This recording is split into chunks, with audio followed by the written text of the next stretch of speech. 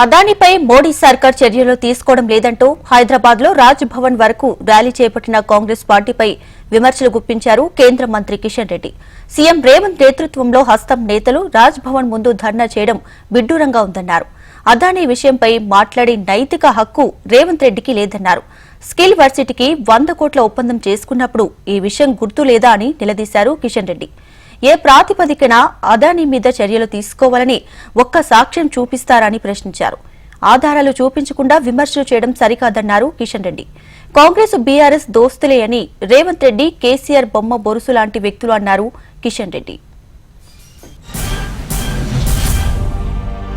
దేశ పౌరుల ప్రతిష్టను మంటగలుపున అదాని మీద విచారణ జరగాలి. ఈ విచారణ జాయింట్ పార్లమెంటరీ కమిటీ నేతృత్వం వహించాలి అని కాంగ్రెస్ పార్టీ అధ్యక్షుడు మల్లికార్జున్ ఖర్గే గారు, లోక్సభలో ప్రధాన ప్రతిపక్ష నాయకుడు శ్రీ రాహుల్ గాంధీ గారు డిమాండ్ చేయడమే కాకుండా లోక్సభ, రాజ్యసభలో ఈ అంశాన్ని ప్రస్తావించి ప్రధానమంత్రిని, భారత ప్రభుత్వాన్ని నిలదీసి కడిగిన ప్రధానమంత్రి నిమ్మకు నీరెత్తినట్టు ఉండడమే కాకుండా ఈ అంశం మీద మాట్లాడడానికి కూడా వారు ముందుకు రావడం లేదు.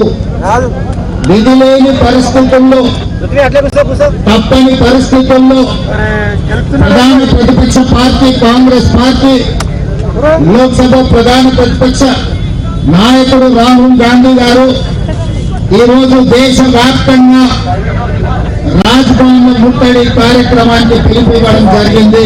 ఇక్కడ అమెరికాలో అడ్రస్ లేనివాడు చెప్పిన దానికి అడ్రస్ పట్టుకుని ఇక్కడ జేపీసీ వేయాలని వీడంటే, హైదరాబాద్ లో కూర్చొని రాజ్భవన్ ముందు రోడ్ల మీద ముఖ్యమంత్రి బైఠాయిస్తున్నాడంటే కాంగ్రెస్ పార్టీ ఎంత దిగజారిందో, కాంగ్రెస్ పార్టీ పరిస్థితి ఏ రకంగా ఉందో, ఎంత దయనీయమైనటువంటి పరిస్థితుల్లో ఉందో, కాంగ్రెస్ పార్టీ ఎంత దివాలా కోరుతనంతో పనిచేస్తా ఉందో అర్థం చేసుకోవచ్చు.